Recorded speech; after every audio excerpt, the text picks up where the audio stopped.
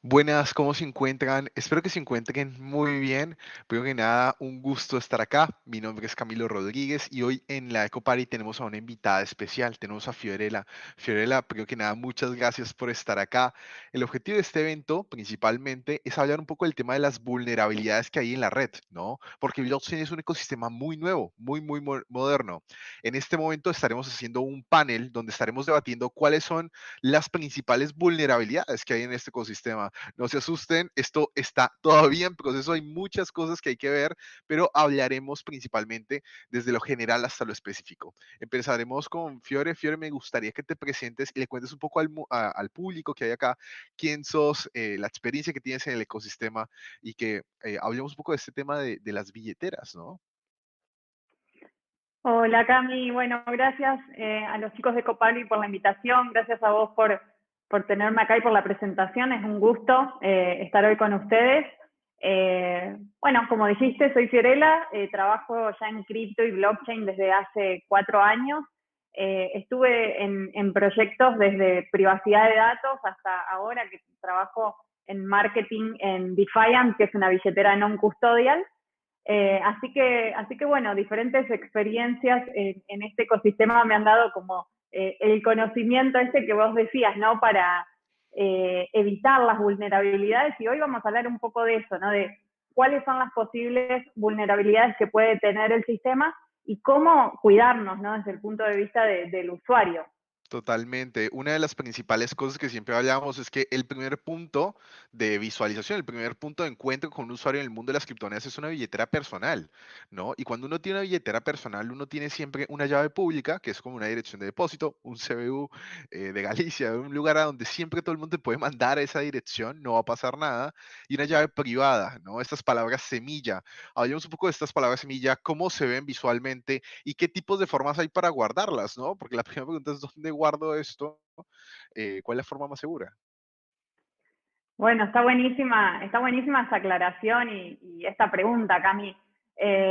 Primero, saber que hay diferentes plataformas dentro del ecosistema cripto, ¿no? Están las plataformas que se denominan custodial, que son aquellas que tienen la custodia de nuestros activos. Por ejemplo, un exchange es una plataforma custodial, y están aquellas plataformas non custodial que, como bien mencionás, nos dan la llave privada y la llave pública también.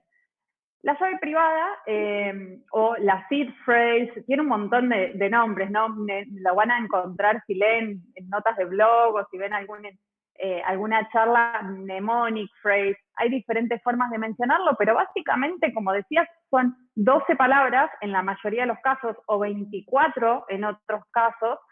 Eh, Son palabras que ya están predeterminadas por el sistema y que a cada usuario tiene las propias, ¿no? Son palabras medio random, no es que es como se denomina frase, pero en realidad no es una frase que yo pueda leer una oración, sino que son palabras así sueltas eh, que cada usuario, como decía, tiene la propia y ninguna obviamente se repite con otra. ¿Cómo Perfecto. guardarlas? Bueno, esa es una gran pregunta también.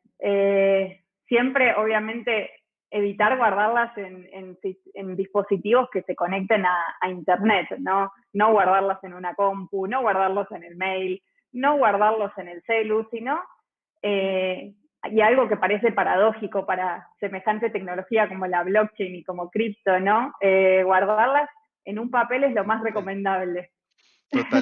Totalmente. Y aquí entra algo muy importante con lo que mencionas, porque mucha gente piensa que cuando uno tiene atesoramiento en un lugar custodial, es decir, en una entidad central, y roban a esa entidad central, también te están robando a vos, ¿no? Y a veces se me acercan personas y me dicen, Camilo, hackearon Bitcoin, ¿no? Y eso realmente no es cierto. O sea, hackearon una empresa, robaron dinero de un lugar centralizado custodial y no de un lugar no custodial, ¿no? Donde el usuario, como bien lo menciona Fiore, tiene sus propias palabras semilla, ¿no? Es dueño de su capital. Entonces, ¿cómo entra Defiant acá? Defiant no tiene, no es dueño de ese saldo. En este caso sería simplemente una interfaz visual. Hablemos de qué soluciones da esta interfaz visual, ¿no? Normalmente una billetera tiene enviar, recibir y ver el saldo, o sea, no mucho más. Hablemos de qué más funciones puede tener una billetera personal al día de hoy. Bueno, esa pregunta también está buenísima, porque incluso yo cuando decimos el término billetera, a veces lo cuestiono porque digo, más que una billetera, una wallet es una llave, es la llave que me permite acceder a la blockchain, ¿no? Entonces, bueno, ahí hay una cuestión de términos que de alguna forma yo la cuestiono. Bueno, la billetera, además de poder brindarme esa puerta de acceso o esa ventana a la blockchain, me da la posibilidad de enviar, recibir, intercambiar monedas entre sí del mismo ecosistema, puede ser de la misma blockchain, si supongamos la blockchain de Ethereum, yo podría intercambiar los tokens de Ethereum entre sí, o asimismo con otras blockchains también, si tiene incorporada la función de swaps, por ejemplo, como la tenemos en Defiant. También en muchos casos son una puerta al mundo de las finanzas descentralizadas. Actualmente nosotros integramos una funcionalidad que se llama Wallet Connect, que me permite conectarme a cualquier protocolo DeFi, finanzas descentralizadas, que también tenga Wallet Connect, ¿sí? Entonces, cualquier wallet móvil puede conectarse al mundo DeFi a través de esta herramienta. Asimismo, tenemos un P2P integrado. Esto no sucede en todas las wallets, pero es algo que nosotros integramos en Defiant, un P2P. Esto quiere decir un intercambio entre personas. Entonces yo puedo comprar y vender directo a otra persona sin depender de eso que mencionábamos al principio, que es un exchange. Y por ahí para los usuarios que sí quieren comprar en un exchange, tenemos integraciones con algunos brokers que venden cripto también. Así que nada, la verdad es que es amplísimo cómo ha crecido la tecnología, ¿no? de las wallets a nivel general y como cada día nos ofrecen más soluciones, manteniendo la posibilidad de que sean non-custodial, ¿no? Por supuesto, y también entra acá un tema importante es que, bueno, a medida que también una empresa, pues en este caso, pues un proyecto como Defiant, que en sí realmente no es dueño del saldo de la persona, sino que cada persona es independiente, tiene su propio dinero en su billetera, también la responsabilidad queda en la misma persona, ¿no? Y entra en tema este tema también un poco de las estafas, de qué forma el usuario final es vulnerado, porque la tecnología como tal es impenetrable, pero nosotros con ingeniería social somos realmente vulnerables, ¿no? Yo he tenido casos, a veces hay una historia que cuento todo el tiempo que hace un tiempo había dado una charla para unos periodistas de Infobae y un periodista me había dicho, Camilo, yo hace un tiempo tenía 0.2 bitcoins en mi billetera y desaparecieron. Y yo le digo, eso es imposible, tipo, eso no puede pasar. ¿Quién tenía en poder esas llaves privadas, no? Y el periodista me decía súper serio, no, los únicos que teníamos la llave privada, estas palabras semilla, éramos yo y mi ex. Entonces, tipo, aquí entra un tema súper loco que claramente, tipo, como tecnología estamos preparados para afrontar muchas cosas desde el aspecto del software, pero la ingeniería social es algo que le puede pasar a cualquiera, ¿no? Fuera de eso, también es algo muy importante de entender es el tema de eh, los tipos de estafas. Hablemos un poco de eso, ¿no? Que cómo una persona que tiene saldo en su billetera sabe evitar o se conecta con este tipo de estafas? ¿Cómo te lo quieren vender? ¿Cómo entra esa vulnerabilidad? ¿Qué te piden a vos para que vos seas estafado ahí?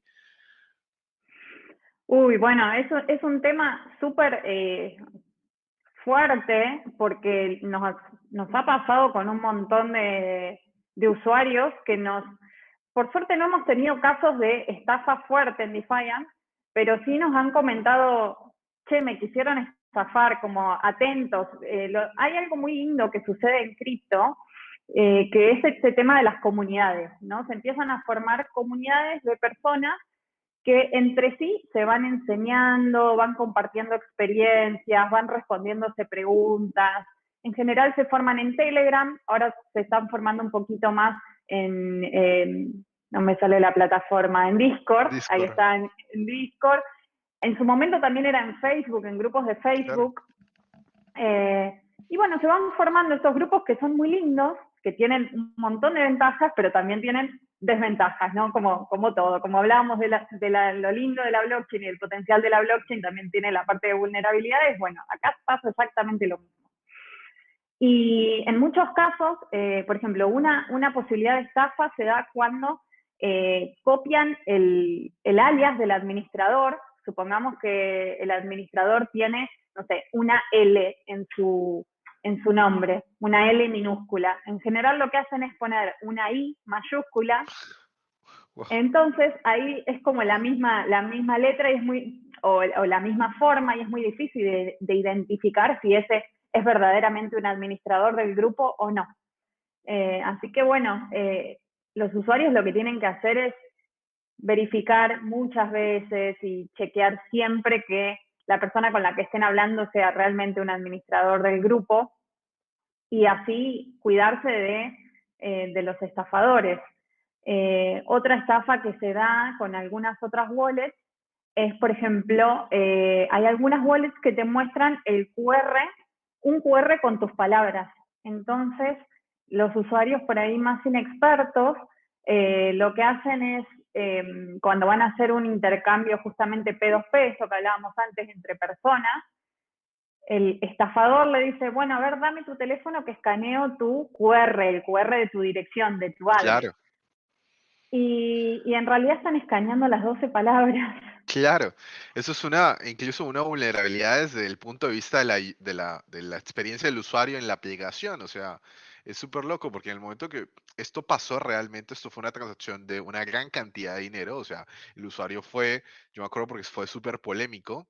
En este caso, esa billetera era una Trust Wallet no recomendada para nada, claramente, porque el usuario, cuando vos muestras tu dirección de depósito, tu dirección pública es una dirección eh, con un QR que representa tu dirección de depósito. Te mandan el saldo y ahí te llega. Ahora, si el tipo toma tu celular y el tipo capaz no se fue a la opción de recibir, sino que se fue a la parte de escanear tu dirección de llave privada y te sacó una foto y ahí te manda el saldo en la transacción. La transacción ocurre normal, a vos te llegó el saldo y cuando te fuiste de la sala, pues ya te levanta la transacción, ¿no? Porque cuando vos tienes una llave privada en modo de QR, ejemplo, un cajero automático de bitcoins, cuando vos compras bitcoins, el cajero te imprime una llave privada y una llave pública.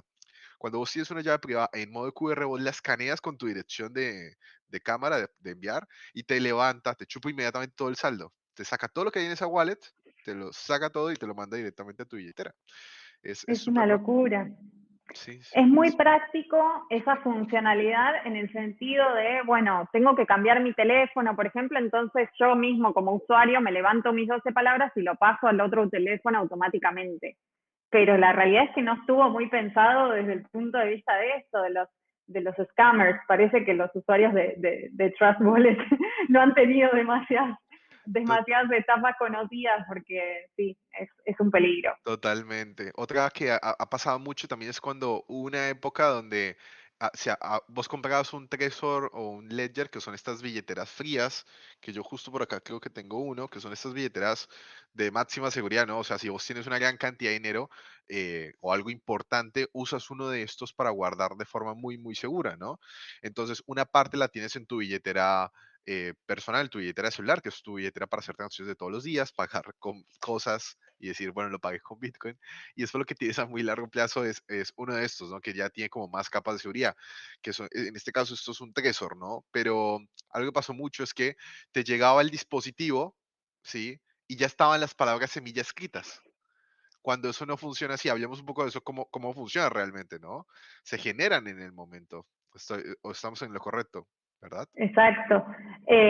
Sí, pasaba que viene como cuando te llega, ¿no? Con todo súper sellado, ¿no? Y hay usuarios a los que no les ha llegado así y no se han dado cuenta de eso. Entonces, han tenido este problema y, y bueno, y pensando que iban a tener una wallet de máxima seguridad, terminaron perdiendo sus fondos en el instante. La verdad es que es una experiencia muy fea para un usuario que recién está comenzando. Imagínate que entras, bueno, decís, ok, voy a comprar mi Trezor para guardar mis fondos de forma segura, Tal cual. y automáticamente los perdés.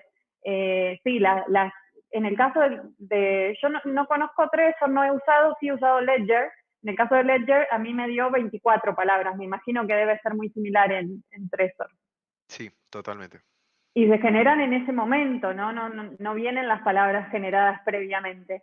Hasta viene es muy lindo, ya te vienen unos cartoncitos donde uno anota esas 12 palabras, como viene esa experiencia de bueno, anotarlas en un papel, eso que comentábamos antes, guardarlas en el cajón de tu casa. Muchas personas también lo que hacen es grabarlas en algún tipo de metal y graban esas palabras o guardan otro tip de seguridad que algunas personas usan es guardar, por ejemplo, en el caso de un Trezor, 12 palabras en un lugar y 12 en otro.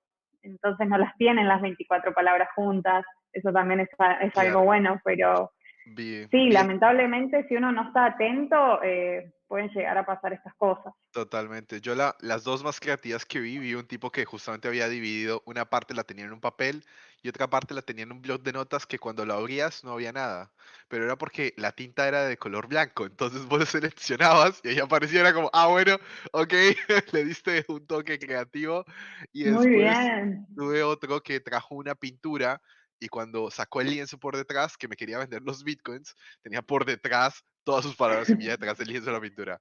Pero bueno, son cosas, está en la creatividad de cada uno, ¿no? Y también, hablando ya un poco del tema de las vulnerabilidades que hay desde el aspecto de las billeteras, hablamos también un poco del tema de las estafas cuando se cambian estos alias.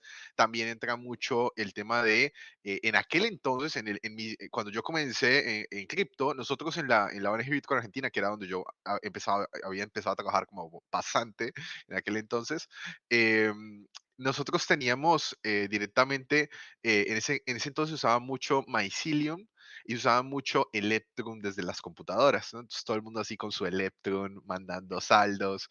Y había un exploit para las Windows que te copiaba la dirección y te la cambiaba. O sea, vos le dabas copiar desde la Electrum, pero el virus no era un exploit del Electrum, era un exploit en la computadora que tenía un comando que te alteraba el copy-paste, te generaba una Wow. billetera completamente distinta, ¿sí? Y si vos no le echabas el ojo y ya habías pegado y Hacías el mandabas el envío saldo, a otra. así se le enviaba a otra.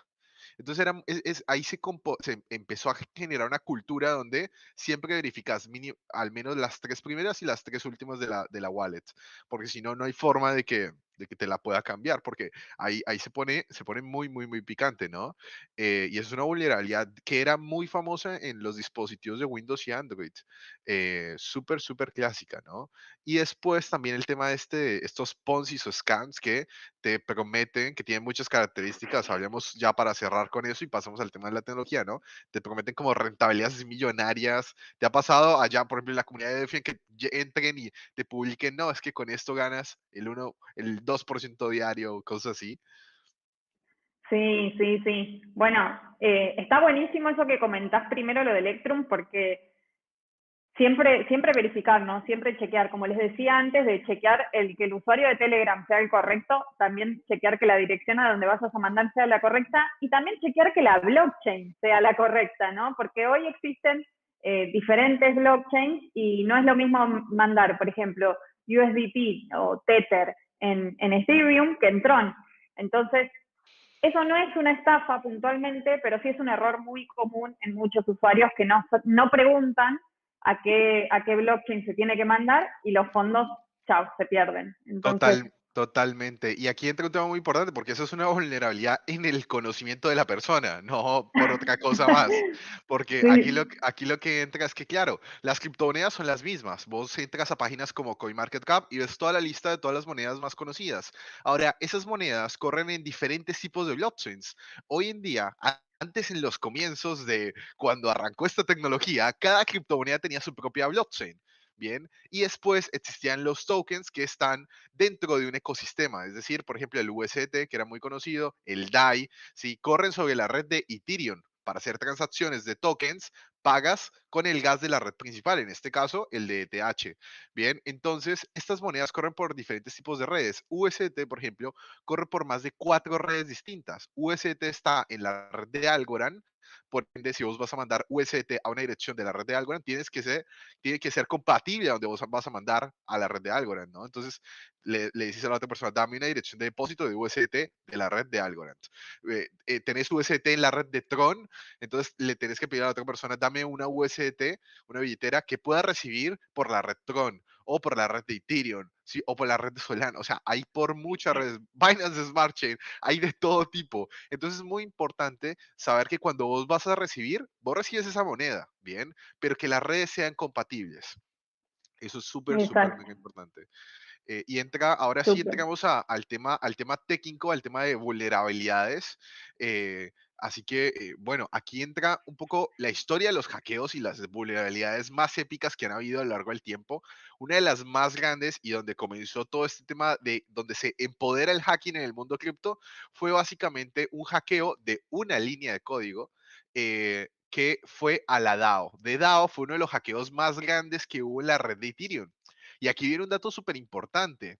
La DAO era básicamente una ICO, era una inicial coin offering, donde se estaba promocionando un nuevo token, uno de los primeros tokens en la red de Ethereum, donde se estaba Ujú. recaudando mucho dinero. Y con ese dinero se buscaba hacer la primera DAO, la primera organización autónoma descentralizada, donde todos los usuarios tenían votación sobre la tecnología y sobre los desarrollos y sobre las inversiones que se iban a hacer dentro de DAO, que se llamaba el proyecto. ¿Qué fue lo que pasó?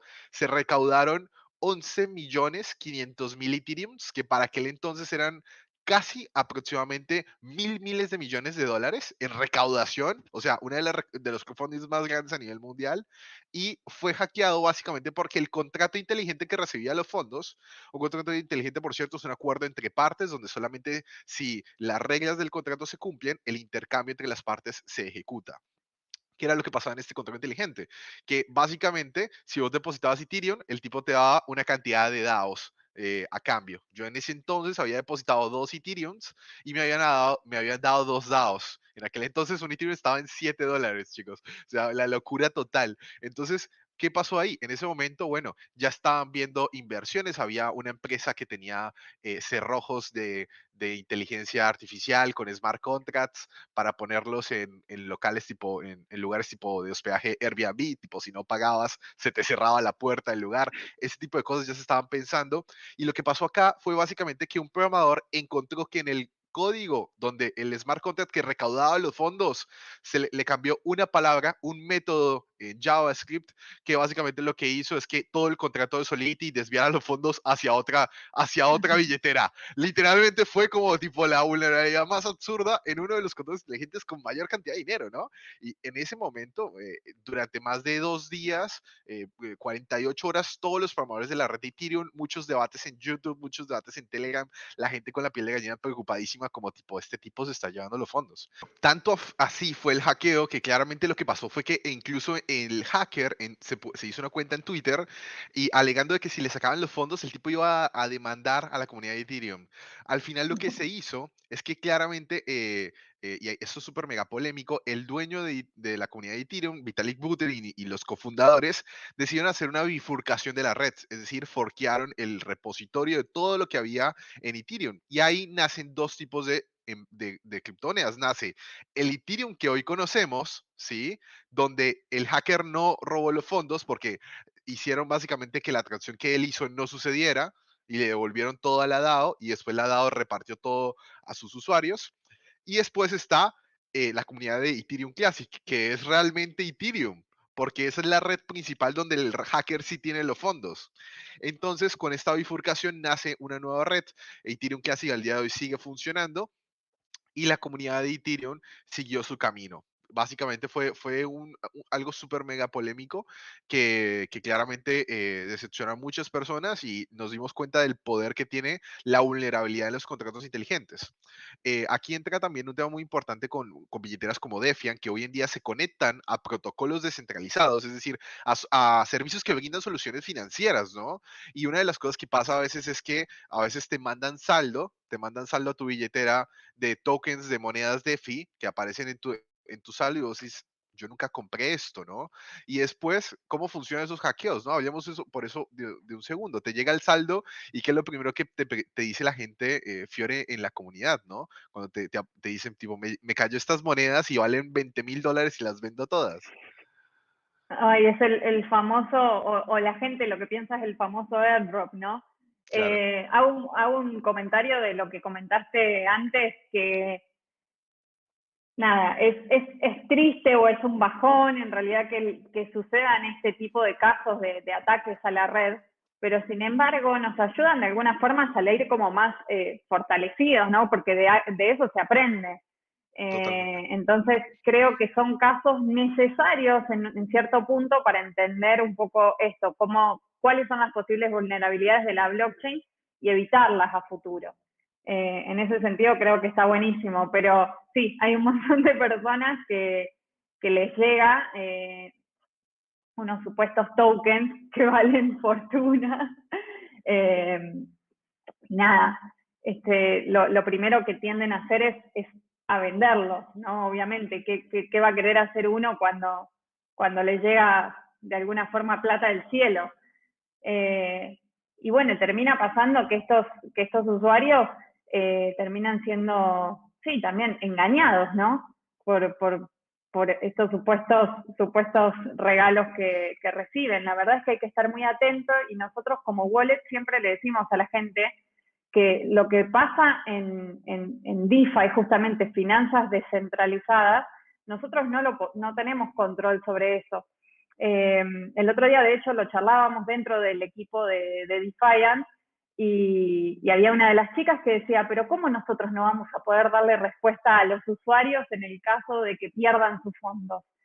Y la verdad es que no, porque es decisión 100% del usuario meterse en un protocolo de finanzas descentralizadas o hacer algo con estos fondos que de repente les llegan.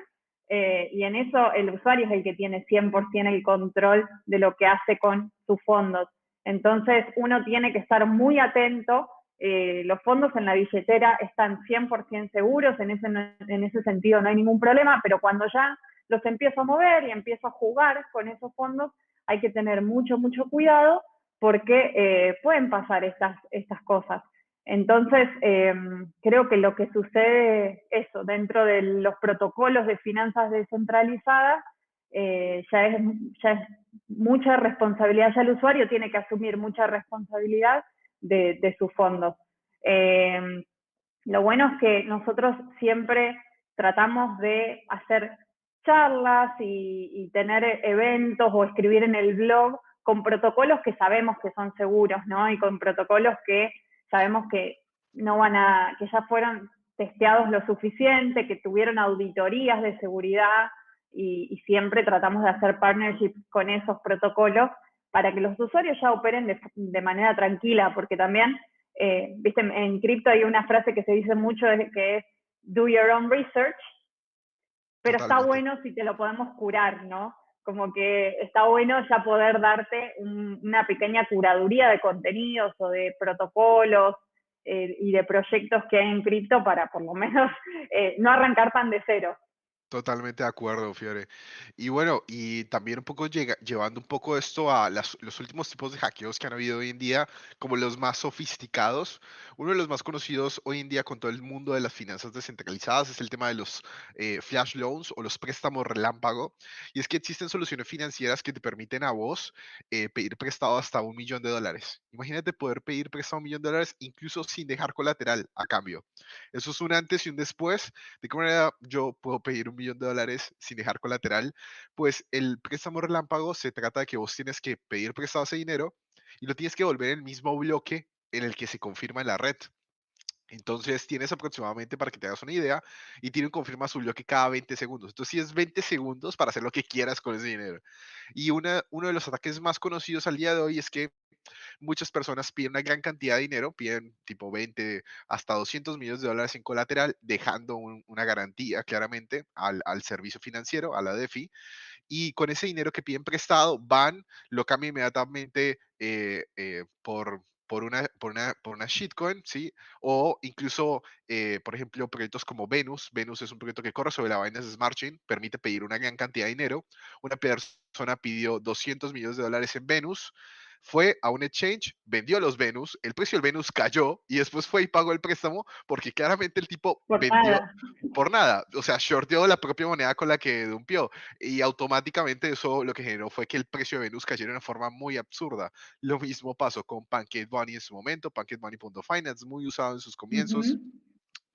Y esto también, bueno, fue generando pues el tema de la polémica de entonces los whales o los institucionales, gente que tenga una gran cantidad de dinero, pues puede hackear el sistema. Y la verdad es que las finanzas descentralizando en ese aire, porque esto queda en la posibilidad de que cualquier persona pueda ser parte. Incluso con el tiempo, varios programadores de la red de Ethereum dijeron, bueno, ¿de qué forma podemos nosotros hacer que cualquier persona que quiera hacer un flash loan y que no tenga conocimientos de programación lo pueda hacer? Y salieron soluciones como, por ejemplo, Furu.combo, donde es una UX, una experiencia de usuario donde vos agregas el dinero que quieres pedir prestado y después arrastras las dApps y las DeFis por las que quieres mover el saldo. Entonces es súper fácil porque, claro, vos pides el dinero y dices, quiero que se mueva acá y después acá y después acá. Y lo más importante, claramente, aquí es el tema del fee, porque vos vas a tener que pagar una comisión por todas esas transacciones. ¿De qué manera yo pierdo acá? O sea, no pierdes. Si en 20 segundos tu estrategia de flash loan, de préstamo relámpago no funciona, lo único que vas a pagar son los fees de la transacción, porque la transacción es como que nunca sucedió. No se confirma en esos 20 segundos y listo. Exacto. Entonces aquí entra un tema muy importante y es que, claro, la gente pide un flash loan, los pasos son como pedir un flash loan, paso 2 go wild, o sea, haz lo que quieras con el flash loan, rompe algo y después tipo págalo con los intereses y listo. Y eso, bueno, da muchas oportunidades, tanto para el tema de arbitraje como para el tema de arbitrar plataformas de DeFi o simplemente dumpear una moneda y pagar más barato por ese activo. Eso es uno de los más utilizados. Después, en el rubro de los NFTs, ha habido, como bien lo dice también Fiore, el tema de cambiar una letra del alias. Ejemplo, a la página de Bansky, uno de los artistas más conocidos, fue hackeada en su momento y subieron una obra de arte que era un NFT. Una persona terminó comprando esa obra de arte por más de $200,000. Carísima, sí, sí, sí. La respuesta del tipo en Twitter, este tipo se llama Pransky, se puso de alias Pransky porque, bueno, terminó en esas. $200,000 aprox por la obra de arte y el tipo dice, tengo 13 años, para mí esto es muy profundo. O sea, era una persona súper, súper mega joven, claramente como que piensa que incluso pudo haber sido targeteado, o sea, lo habrían tenido de objetivo para ello, pero bueno, Seguro. fue todo muy rápido y fue una forma de ataque, ¿no? Cambiando el alias de un gran artista, vendiendo un NFT muy caro que al final realmente pues no tuvo ningún tipo de repercusión porque fue un NFT falso, ¿ok? No era Sí, realmente bueno, de al verdad. final siempre mi reflexión en esto termina siendo como la tecnología es fantástica y es maravillosa, donde está la maldad lamentablemente es en los seres humanos, ¿no? Entonces, bueno, estar muy atentos a cuidarnos y a investigar y a no dejarnos vulnerar justamente, porque Totalmente, con todo esto siempre el mensaje es no te asustes, no dejes de usar blockchain o no dejes de usar criptomonedas, sino que tomando los recaudos eh, necesarios, creo que todo esto se puede evitar, ¿no? Pero está buenísimo como estos espacios para poder dar a conocer cuáles son como las estafas más frecuentes, las formas en que se ejecutan, algo que yo creo eso, como decía recién, maravilloso de esta tecnología es que cualquier persona, sin importar nada, ni su raza, el país de donde sea, edad incluso, pueda pedir un préstamo, es fantástico, ¿no? El tema es ese, totalmente. como Re- nos ha democratizado tanto y ha abierto tantas fronteras, eh, bueno, que todavía estamos aprendiendo en cierto sentido. Y creo que, nada, como decíamos recién, estos espacios están fantásticos para que todos puedan entender mejor. Totalmente. Uno de los últimos ataques de vulnerabilidad que hubo fue un ataque basado incluso en la inocencia. ¿Qué pasa? El rubro de los NFTs, de los tokens no fungibles, creció a un nivel inesperado, el tema del arte digital, hasta Es que llegamos, increíble. es Lo increíble, que está sucediendo este año es increíble. totalmente. Llegamos a un punto donde ahora la gente ya no quiere abaratar los costos en las transacciones. La red de Ethereum se saturó de comisiones muy, muy altas para comprar y vender NFTs. Y llegamos a un punto donde otras blockchains como Solana crearon un puente para que esto tuviera un boom enorme. ¿Cuál fue el problema? Solana es un proyecto muy nuevo y no tiene la cantidad de nodos o de bases de validadores de transacciones tan grande como la tiene Bitcoin, como la tiene realmente otros tipos de proyectos. Esto fue un ataque inocente de DDoS donde tanto tráfico que hubo hacia la red de Solana de gente usando soluciones financieras dentro de esa blockchain que la red se cayó. Se Eh, cayó, pero se ca- así, ¿eh? durante Literal. 15 minutos, un proyecto completamente descentralizado donde faltaban validadores para las transacciones, se saturó en transacciones, ¿sí? Entonces aquí, cabe aclarar que una transacción en Solana se acredita en 0,15 segundos la confirmación en la red. Entonces, tipo, con esto, básicamente, pues, hay una antes y un después, muchos validadores trabajando, ¿sí? Y la pregunta es, bueno, ¿y qué pasa con las billeteras que están haciendo transacciones, no? ¿Y qué pasa con las transacciones que se estaban por ejecutar? La gente que estaba haciendo trades dentro de un exchange descentralizado en Solana, ¿no? Es súper, súper mega importante entender el antes y el después de esto. En este caso, se solucionó, se volvió y se levantó la red y se restauraron las transacciones pendientes. Mientras no estaba la red, todo eso entraba en cola, pero aquí claramente eh, da a entender que este sistema es muy vulnerable y la descentralización es algo muy clave. Por último, ya el último tipo de hackeo que ha habido hoy en día es que, ¿qué pasa? En el mundo de las criptomonedas, como bien dijimos, cada criptomoneda tiene su propia blockchain y las blockchains no están conectadas unas con otras. Las conexiones empezaron gracias a algo que se llaman los bridges o los puentes. Con el tiempo, estos puentes que conectaban una red con otra empezaron a ser vulnerados o hackeados en el momento en el que la gente pasaba fondos de una red a otra. ¿Para qué hacían eso?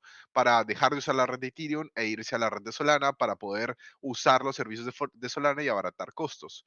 Algunos de esos puentes, que son contratos inteligentes, fueron también hackeados. Mientras la gente intercambiaba de una red a otra, había código por detrás, un backdoor, sacando el dinero hacia otra parte. Entonces hay que tener mucho cuidado con eso. eh, porque son ecosistemas que están creciendo. De vuelta, todo esto es para usuarios que están desde el ámbito descentralizado, que buscan no usar casas de cambio, no responder a terceros, no usar intermediarios y coordinar contra pares. ¿Sí? Es un poco el futuro hacia donde estamos yendo. Es algo que recién está comenzando. Es un experimento socioeconómico gigante a nivel mundial, pero esperamos dentro de unos años estar acá también de vuelta en la Copari para contarlo con Fiore, a ver qué más ha pasado, ¿no? Qué bueno, ¿sabés lo que va a ser el año que viene? Eh, La- yo siempre digo, un año en cripto son como 7 en el mundo real, ¿no? Totalmente, totalmente. Se Esto mueve se, muy rápido, se sí, mueve sí, sí. todo, todo muy rápido, todo muy rápido. Así que no mucho más, pero que nada, muchas gracias, Flore, por estar acá y muchas gracias a todos por vernos el día de hoy. Espero que hayan disfrutado de esta charla y nos vemos en un próximo episodio en la Copari. Bye, bye. Muchas gracias, chau, chau.